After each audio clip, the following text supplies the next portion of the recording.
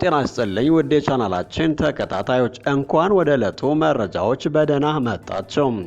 በቅድሚያ የሶማሌላንድ ፕሬዝዳንት አብዲራህማን አብዱላሂ ኢሮ ከኢትዮጵያ ጠቅላይ ሚኒስትር አብይ አህመድ ጋር የቀይ ባህር ስምምነትን ለመወያየት አዲስ አበባ ሊጎበኙ ነው።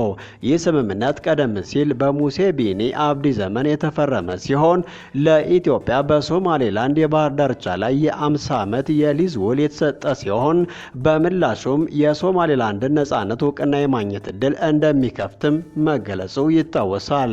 ይህ ደግሞ በሞቃዲሾ የሚገኘውን የፌዴራል መንግስት ከፍተኛ ተቃውሞ አስነስቶበት ነበር።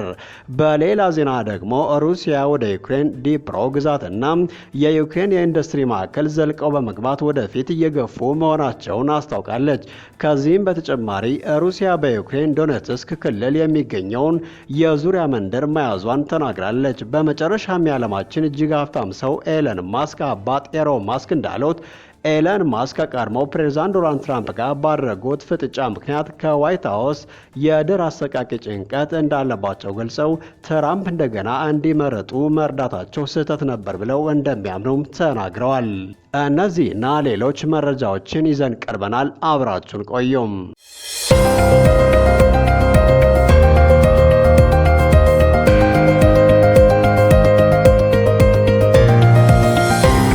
የሶማሌላንድ ፕሬዝዳንት በቀይ ባህር ስምምነት ላይ ለመወያየት ኢትዮጵያ ሊጎበኙ ነው።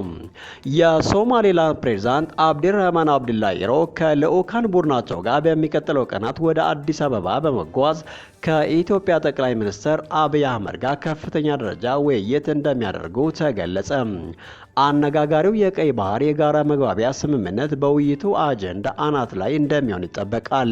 ከሶማሌላንድ ፕሬዝዳንት ጽሕፈት ቤት የወጡ ምንጮች እንደገለጹት ፕሬዝዳንት ኢሮ በታህሳስ 23 ቀን 2016 ዓ.ም በኢትዮጵያና በሶማሌ መካከል የተፈረመውን የጋራ መግባቢያ ስምምነት በተመለከተ ቀጥተኛ ውይይት ከጠቅላይ ሚኒስትር አብይ አህመድ ጋር ለማድረግ እየፈለጉ ነው።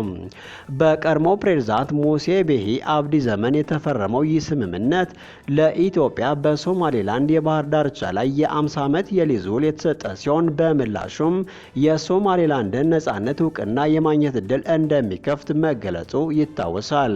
ይህ ደግሞ በሞቃዲሾ የሚገኘው የሶማሊያ ፌዴራል መንግስት ከፍተኛ ተቃውሞ አስነስቶ ነበር።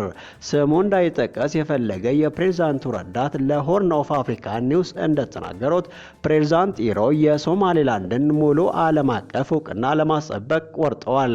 ከዚያ ያነሰ ምንም ነገር የለም። ወደፊት ከመራመዳቸው በፊት ከኢትዮጵያ አመራሮች ጋር ግልጽነትና ቀጥተኛ ግንኙነት ይፈልጋሉ። ትግበራው ገና ያልተጀመረ ይህ የጋራ መግባቢያ ስምምነት ፕሬዝዳንት ኢሮ ስልጣን ከያዙ በኋላ ከዋና ዋና የዲፕሎማሲ ጥረቶቻቸው አንዱ ሆኖ ቆይቷል። ባለፈው ወር ወደ ጎረቤት ጅቡቲ ባደረጉት ጉብኝት ፕሬዝዳንት ኢሮ በጅቡቲ የኢትዮጵያ ምክትል አምባሳደር በሆኑት ክብደ አበራ ኢዶ በሚመሩት የኢትዮጵያ ዲፕሎማቶች ጋር ውይይት አድርገዋል። በውይይታቸውም የቀጠናውን ደህንነት፣ የቀይ ባህር የባህር ላይ ተደራሽነት፣ የንግድ ኮሪደሮችና የኢንቨስትመንት እድሎችን ዳስሰዋል። የሶማሌላንድ ፕሬዝዳንት ጽሕፈት ቤት ቃል አቀባይ ሁሴን አደን ኢጌም በግንቦት ወር ባወጣው መግለጫ ፕሬዝዳንቱ ከአምባሳደሮቹ ጋር የቀጠናውን ኢኮኖሚ ልማት፣ የኢንቨስትመንት እድሎች፣ የንግድ ማመቻቸት፣ መሰረተ ልማትና የሰብአዊ እርዳታ መጨመርን ተወያይተናል ብለዋል። ምክትል አምባሳደር ክብደ ኢትዮጵያ በተለይም በንግድነት ዘርፎች ከሶማሌላንድ ጋር ትብብሯን ለማጠናከር ያላትን ፍላጎት አረጋግጠዋል።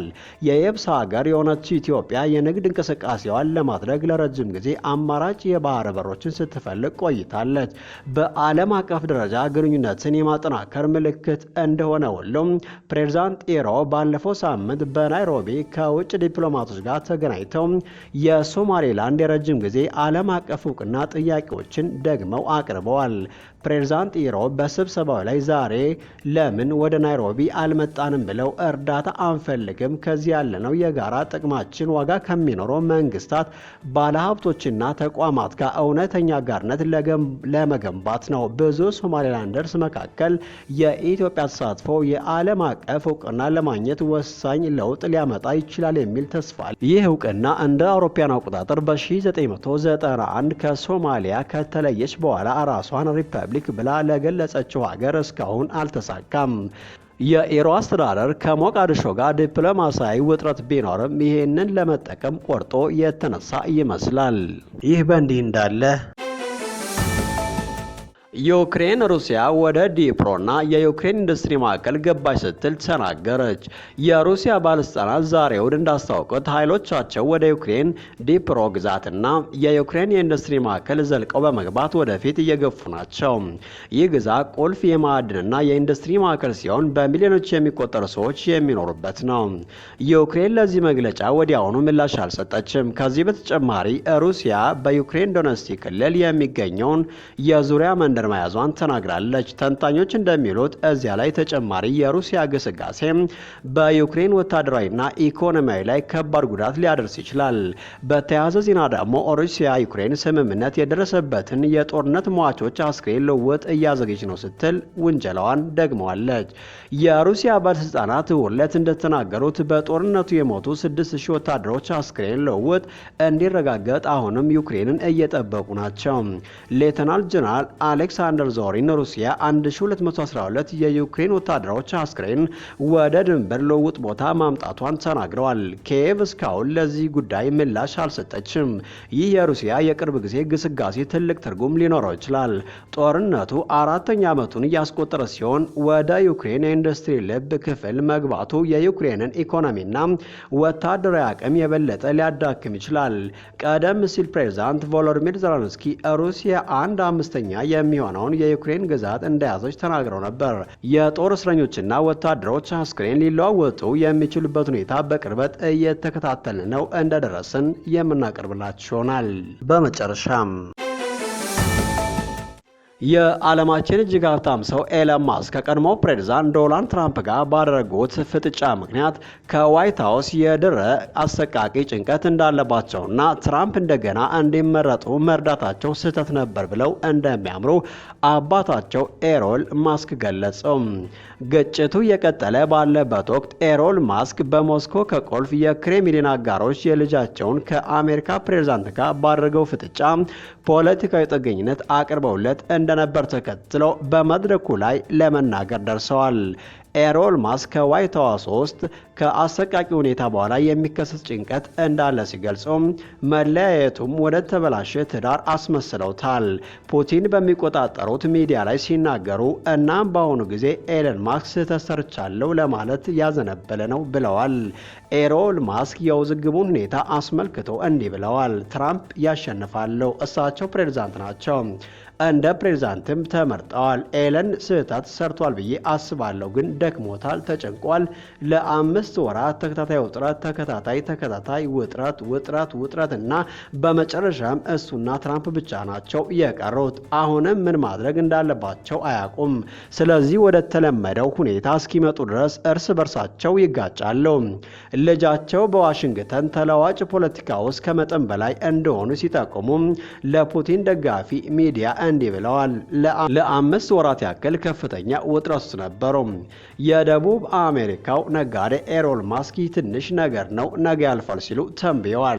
የማስክ ፓትሪያርክ ለፑቲን ደጋፊ ለሆነው ቲቪ ሲናገረው ኤለን ከትራምፕና አዲሱ አስተዳደር ጋር በተወሰነ ደረጃ የተበላሸውን ዩናይትድ ስቴትስን በቀድሞ አስተዳደር ሆን ተብሎ በክፉ ዓላማ የተበላሸውን ተረክበዋል። ቢያንስ ለ5 ወራት ያክል ከፍተኛ የማስተካከያ ስራ ሰርተዋል። ሁሉንም አላስፈላጊ ተቃውሞዎች፣ ሁሉንም እብዶች እና የመሳሰሉትን በማስወገድ ላይ ነበሩ። እንደዚህ አይነት ረቂቅ ህግ ውስጥ የዲሞክራቶች ሞኝ እቅዶችን እና ለነሱ የሚሆን ገንዘብ ማካበት የለብንም፣ ትክክል አይደለም ብሎ ነበር። ግን በሚያሳዝን ሁኔታ በሴኔት እና በኮንግረስ ድምጻቸውን ለማግኘት ትራምፕ ይህንን ማድረግ እንዳለባቸው አይገነዘብም። አንድ ነገር ለመውሰድ መስጠት አለበት። ስለዚህ በዚህ ጉዳይ ላይ ክርክር ነበራቸው። እናም ሁሉም ባለፉት ጥቂት ወራት በድረ አሰቃቂ ጭንቀት እየተሰቃዩ ስለሆኑ እርስ በርሳቸው መመታታት ጀመሩ። ላይ የቀሩት 2 ሰዎች ብቻ ናቸው፣ ትራምፕ እና ኤለን፣ እና ሁልጊዜም ከባላንጋራ ጋር መጣላት ነበር የሚያውቁት። ስለዚህ እርስ በርሳቸው ተያዙ። ይህ ለመረዳት የሚቻል ነው። በትዳር ውስጥ ይከሰታል፣ በሽርክና ውስጥ ይከሰታል፣ ብዙ ጊዜ ይከሰታል እና ሰዎች በአሁኑ ጊዜ ኤለን ሁለተኛ ሀሳብ እንዳለው መረዳት አለባቸው። እሱ ታላቅ ፖለቲከኛ አይደለም፣ አሁንም እየተማረ ነው። ታላቅ የቴክኖሎጂ ፈጣሪና የመሳሰሉ ግን የእሱ ፖለቲካ ቀደም ብዬ እንዳልኩት ግርጌ የሌለው የመዋኛ ገንዳ ነው፣ ዳርቻ የሌለው የመዋኛ ገንዳ ነው። በፖለቲካ መዋኛ ገንዳ ውስጥ ስትሆን ወዴት እንደምትሄድ በትክክል ማወቅ አለብህ እና እሱ ይህንን አይገነዘብም። የኤለን ሀሳብ ሁሉንም ነገር ትርጉም መስጠት አለበት የሚል ነው እና ለፖለቲካ ትርጉም መስጠት በጣም ከባድ ነው። ማንም ይህንን ማድረግ የቻለ የለም። ስለዚህ በአሁኑ ጊዜ ኤለን ስህተት ሰርቻለሁ ለማለት ያዘነበለ ነው።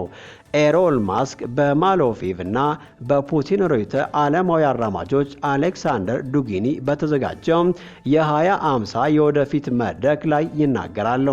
ቁልፍ ተናጋሪዎች የክሬምሊን የቀድሞ የውጭ ጉዳይ ሚኒስትር ሰርጌይ ላቭሮቪች እና ሌሎች የጦርነት ደጋፊዎች ናቸው። ቀደም ሲል የፑቲን የቅርብ ወዳጅ ዲሚትሪ ሜድቬዴቭ እንዲህ ብለው አቅርበዋል። በዲናኢ መካከል ያለውን የሰላም ስምምነት ለማጠናቀቅ በተመጣጣኝ ክፍያ ለመርዳት ዝግጁ ነን እና የስታርሊንክ አክሲዮኖችን እንደ ክፍያ ለመቀበል አትጣሉ። ጓዶች፣ የቀድሞ ምክትል ጠቅላይ ሚኒስትር ዲሚትሪ ሮጎዚ የሩሲያ የጦር ሰፈር ኤጀንሲ የቀድሞ ኃላፊ አሁን ሴናተር ናቸው። ለኤለን ማስክ ጥገኝነት አቅርበዋል። ኤለን አትበሳጭ፣ በሩሲያ ውስጥ ትከበራለህ። በአሜሪካ ውስጥ መቋቋም የማትችለው ችግር ካጋጠመህ ወደ እኛና እና ከእኛ አንድ ሆን።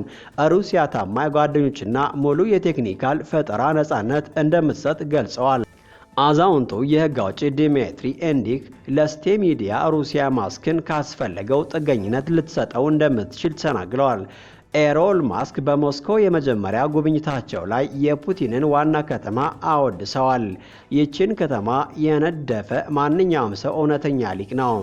እነዚህ ግርማ ሞገስ ያላቸው ህንፃዎች የጥረቷን ሮምን ያስታውሱኛል ብለዋል። ስለ ሞስኮ ብዙ የማይረባ ነገር እንደተነገረም ሲሄዱ ትናንሽ ልጆች ያሏቸው ቤተሰቦች ደስተኛ ሆነው ሲታዩ እንደነበርም ተናግረዋል።